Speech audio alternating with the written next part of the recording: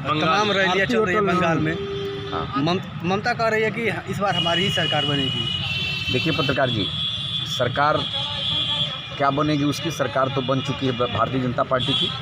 और मान के चलिए कि एक तरह से प्रजातंत्र की, भारतीय प्रजातंत्र में ममता बनर्जी जो है ताड़ुका के रोल में, और वहाँ पर कोई भी इंसान और इंसानियत सुरक्षित नहीं।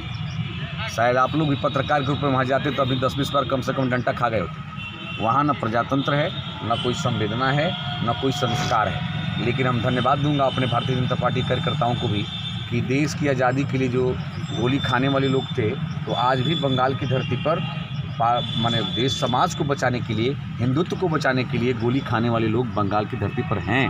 गोली खा करके भी भाजपा का नारा बुलंद कर रहे हैं। साधारण उपलब्धि नहीं, ये अच्छी बात है।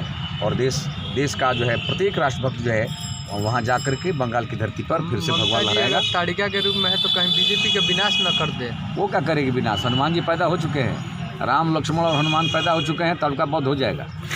बंगाल में ताड़ुका बध हो जाएगा।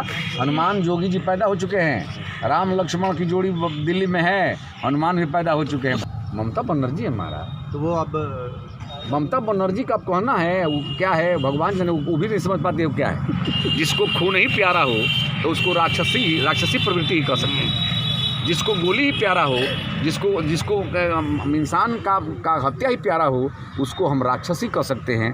तो प्रजातंत्र की धरती पर ममता बनर्जी बिल्कुल जो है राक्षसी रोल अदा कर। देखिए पत्रकार जी, राम राक्षस को ही नहीं भाता है। तो मान के चलिएगा, मैं पहले ही आपसे बता दिया कि जय श्री राम उसके कान तर जाता है तो ताड़ुका है, उसको राम राम कैसे भाएगा?